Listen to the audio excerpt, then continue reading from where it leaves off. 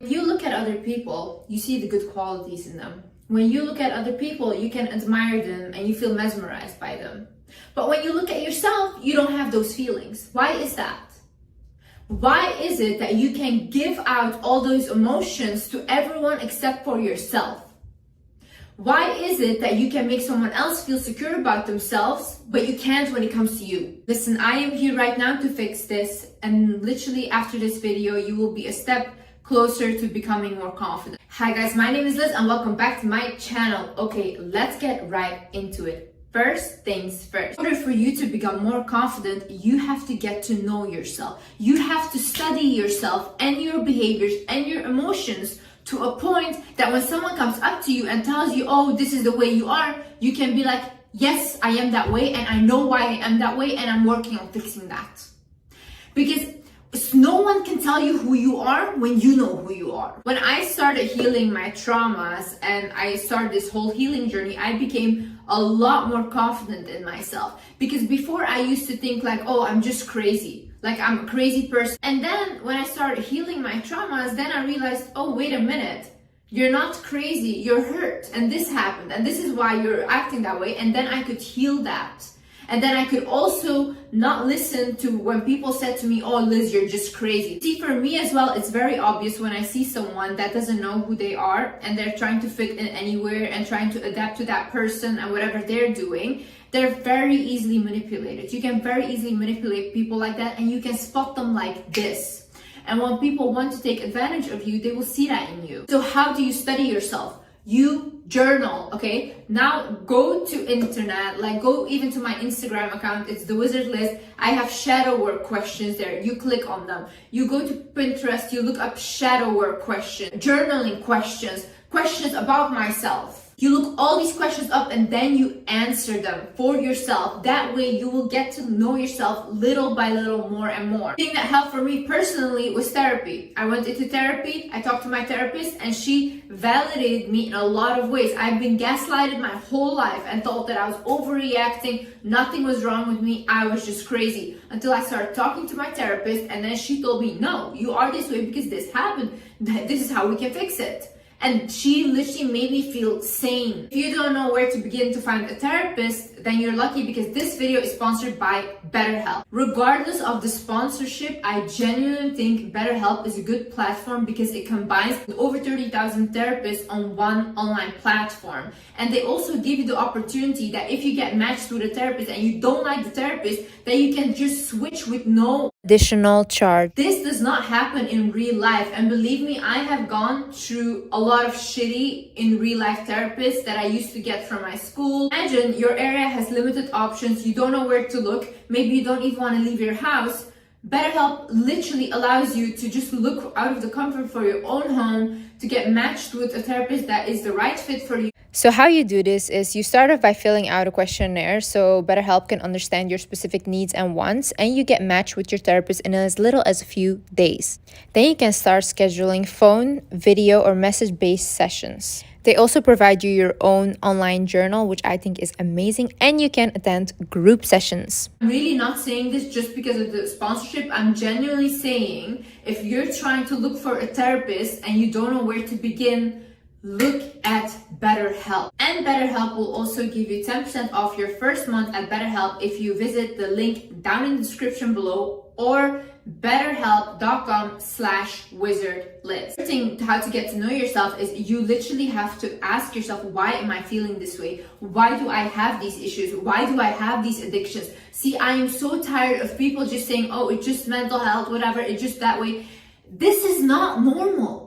This behavior is not normal. Like even if I think about myself, right? When I had my ED where I would binge and then, the food, if I look back at myself now, even in my head, imagining myself doing that, my behavior was not normal. But people will tell you, oh no, it's just a mental health issue, whatever. No, I was severely traumatized and I didn't know how to get my trauma out other than doing that. Had I known that this could be linked to trauma, what I was doing, and not just because I had an ED, I would have gone into therapy much faster. First thing is read books about subjects that you want to know more about yourself, right? So for example, me, I had obviously the PTSD and trauma, so I read the book The Body Keeps the Score. Guys, this book was like, what? So these things are actually like scientifically proven that can happen. There's research done on this. It's like my brain is wired differently than non-abused children. I was like, wait a minute, like literally a whole door opened for me. So educate yourself on yourself. You're the best subject you will ever study. You're the best investment you will ever make. See, people cannot take away your knowledge. They can take away anything from you. They can make you feel this small. They can make you feel stupid. But what they cannot take away from you is what you know and your intelligence. So work on that. Dedicated to something. See, confident people always have something that they're dedicated to, whether it's a goal, whether it's a hobby, whatever it is, you know.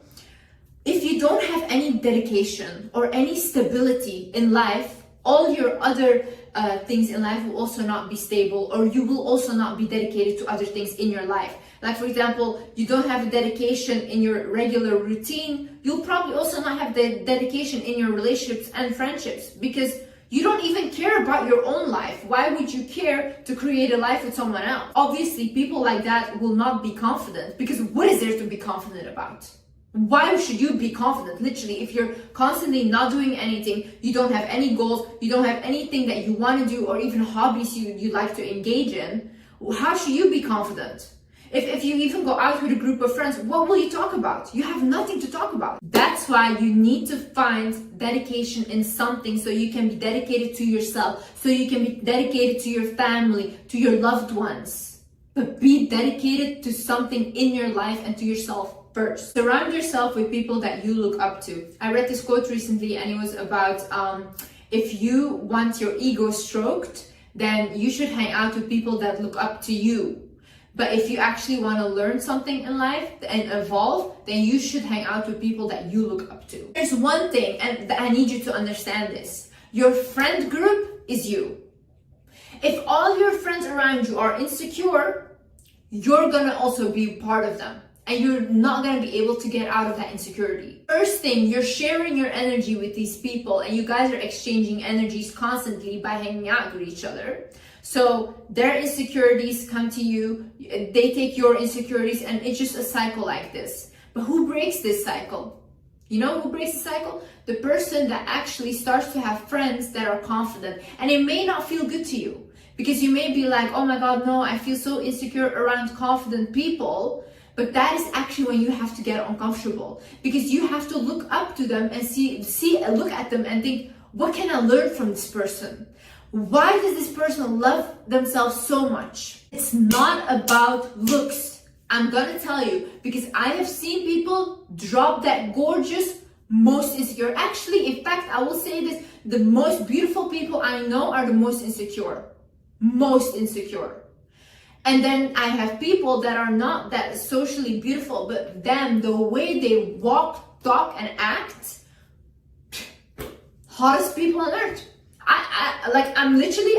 I find them more attractive than my physically beautiful friends. Because you know why as well? Their aura rubs off on you.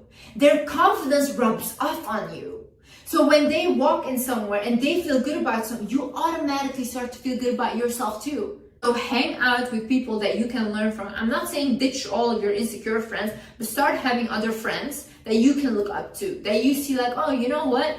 Yeah, I want to learn from them. I want to see why they feel that way and how I can feel that way. Another thing is start thinking more with your heart instead of your ego.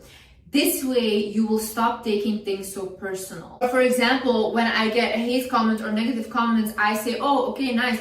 They're speaking from their perspective. It's okay. These people can have their opinion. Meanwhile, before maybe I would get offended, but now I think like, yeah, but they're seeing it from their perspective. How can I be offended at that? When you start thinking more with your heart and you start to see people as damaged souls, as damaged adults that need to heal their inner child, then you actually start to be very compassionate and you become like a lot less like taking things personally. You don't really do that anymore. See, everything in life that happens is your perception of it. You're watching this video right now with your perception of me. I can say the same sentence now, it will be perceived differently by 10 people that watch this. Because they are listening with their perspective, what their parents taught them, what their culture taught them, that's how they are listening. And my responsibility is to know that it's not my job to fix them, it's not my job to heal them, it's just my job to share my truth, and whoever is willing to listen will. And whoever is willing to doubt me, they will. What does it matter at the end of the day? Another thing is stop trying to be someone else. The issue is when you try to be someone else, you will always be the lesser version of them. They are already someone and you're trying to be them. But why are you not unique? Why do you think that you're not special? Why do you think that you have to be like them? I mean, you can get inspiration from people, but to blatantly copy them and like want to completely look like them, try to behave like them, talk like them, walk like them. This goes back to the first thing where I said you have to know who you are, because otherwise you will behave like this. You will try to be someone else. When you try to be someone else, maybe you will succeed at really trying your best to look like them. But at the end of the day, it will make you more insecure, because at the end of the day, what you're telling yourself is you are not good enough. And that's why we have to try to be like them, because they are good enough and you're not. So it's really sad if you're doing that to yourself. Kill the part in you that feels embarrassed. Don't feel embarrassed. Kill the part in you that feels embarrassed. Why are you embarrassed? Of what? Of who? To do what? I literally stopped that whole thing of like feeling embarrassed or whatever, or like even like, oh, I know I can't post that because that's embarrassing. Embarrassing to who? Who am I embarrassed of? People? No. Why should I be embarrassed of you guys? At the end of the day, I am much more stronger than anyone else, because I can stand in front of the camera in front of millions of people and talk about my vulnerabilities. Now, I want the people that are judging me to do the same. Talk about your abuse. Talk about your traumas. Go stand in front of millions of people and let's see how people react and how you will deal with the judgment. You have to be incredibly strong to stand in my position. I refuse to feel embarrassed. I will not be embarrassed. Not of people, not of anyone. I'm not embarrassed. I'm happy to be who I am. And I think that everything I'm doing is a great thing. Another thing is speak up for yourself. This is something that I have learned to do more and more. And I think I'm quite good at it. When I don't like something, or I didn't like the food, or I just didn't like something, and people ask me, did you like it? I will say no, I did not like it. I'm not rude about it, I'm just being honest. I did not like it. And then they say, oh, okay, is there something else we can do next time? I have a bad service for my nails or hair or whatever, and they ask, did you like it? I said, no, I didn't like it. And then they say, okay, how can we help you then? Like, how can we fix this? Then I say, okay, let's do this, and we can resolve it like this. I used to be the person, I was such a people pleaser that even if they cut my hair, imagine I say I want to trim, right? They cut it till here, I will go cry in the mirror and say, oh, it's nice, and then I will go home crying more, you know? Like it, but for me now, it's like, no, I'm paying for a service, I want a nice service, I'm not really a difficult client, but if I really don't like something, or it was not what I asked, or even the food was really not nice, I will say it. It was not nice. I will still pay for it, and it was not good, but that's it. So start speaking up for yourself. This even shows, like, imagine your inner child, right? When you grew up, you could never speak up for yourself, and now you're the adult that speaks up for yourself. Imagine how proud that would make your inner child. Imagine. Realize that it's okay to say no. Like, no, I don't want to do it. No, I don't want to come. No, I can't make it. No, I don't want to do that with you. No, I don't want to go there. I also had like a lot of people ask me like, oh, can you promote this, blah, blah. And I said, no, I can't. I don't do that. You will realize people really don't get offended by you saying no. They just move on with their life and they forget about it. So don't think it's a big deal. It's okay to say no to whatever you feel like you don't want to do. Don't be afraid to take up too much space. See, there's not such thing as you are taking up too much space or you are too much. You're not too much. Everyone around you is just not good enough. and they're not matching your vibe. See, for example, with me, when I used to go out and stuff, I would always like not wear makeup or not try to wear makeup because I didn't want to look like I was trying too hard. But why would I not try? Like, why would I not do that? Why do I not want to look cute or look good, you know? Because I was just afraid of the attention and all these things. But why not? I would also look at myself. If I saw myself walking in a room, I would look at myself. I would think, whoa, she's so gorgeous. Stop like dimming your own light to make others feel better. Because at the end of the day, it's not that they will feel better. It's just that they see you as less, okay? It's not that you're doing them a favor. They just don't care about you. Another thing is admit when you're wrong and be willing to learn.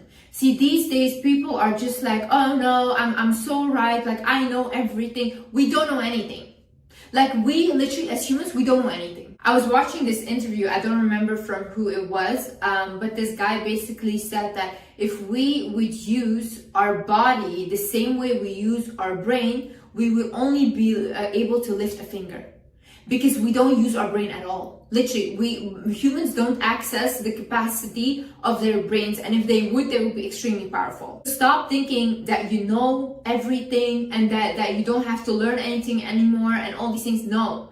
Like, one of the most confident people, they're always willing to learn, and highly intelligent people as well. And they also say, hey, listen, I don't know enough about this subject. I don't know what I'm talking about. I cannot answer this. Like, admit when you don't know. How I do this, for example, is if I don't know enough about a subject, I say, yeah, I don't know anything about that. And when the person is telling me, I tell them, can you teach me? Because I want to learn. And that's also how I become more confident, because I have more knowledge about the world, about myself, about people around me. Rewire your mind with positive affirmations. I know I've said it 100 times, but this is because it actually works. I listen to positive affirmations myself till this day. I listened to my own meditation affirmation video that I uploaded, the one about beauty and confidence. I listened to it myself. And every time I listen to it, I feel so much more confident, and I literally find myself more attractive. You believe in your mind is the most powerful thing. That's the only thing that will manifest. And our mind is wired negatively first. So the first thing that your mind will do is it will go to the negative side and think negatively. So to put on some meditation or some affirmations on your phone and listen to it positively, it's not a bad thing. It's not something crazy. It's good for you. It will help you. It will rewire your mind. Imagine you say an affirmation every single day, I am powerful. You say that just every day, even if you don't believe it. I am powerful. I am powerful. I am powerful. You look at yourself in the mirror, you say, I am powerful. I am powerful. What will happen? You will start to be powerful, feel powerful, and attract powerful people. Trust your ability to bounce back from anything. I said this in my previous video about an interview that I watched from Lisa Nichols, where she said true confidence comes from your ability to bounce back from anything. So basically she was like, when I do something, I think about, you know what, even if this thing fails, I can bounce back from it. I can do it again. I know I can do it again. And that is actually true confidence. Because see, when you do something, it doesn't have to be perfect. If you're waiting for it to be perfect, you will never even start, because perfect does not exist and you will not be happy. But if you think to yourself, you know what, I'm gonna try this thing, and maybe this thing will not work out, but at least I tried it, and when it fails, I will try something else. That is when you have to reach true confidence in yourself and in your ability. The thing is, be authentic and humble. Every confident, truly confident person I know is themselves authentically. They just are the way they are. They just don't try to like, oh, I can't say that because otherwise I will not fit in. No, they just say what they want, and they're obviously not rude, but everything they say is their opinion and what they feel like. And that's it. They're authentically themselves, and they don't try to be someone else. Also, they're humble. This is actually being insecure for sure. If you think that you're better than anyone, you're 100% insecure. A humble person doesn't need to be surrounded by, only celebrities, only big names, this and that. No, a humble person can sit with someone on the street, sit with them, and have a lovely conversation, and can sit with big names and have the same conversation. They don't care, because they don't have to prove themselves to anyone. See, there's confidence in them. But when you have people that are not humble and like use like, oh, I'm famous, I'm this and that, What is fame at the end of the day? What is this? It means nothing. Tomorrow, if people stop watching you, yeah, that's it.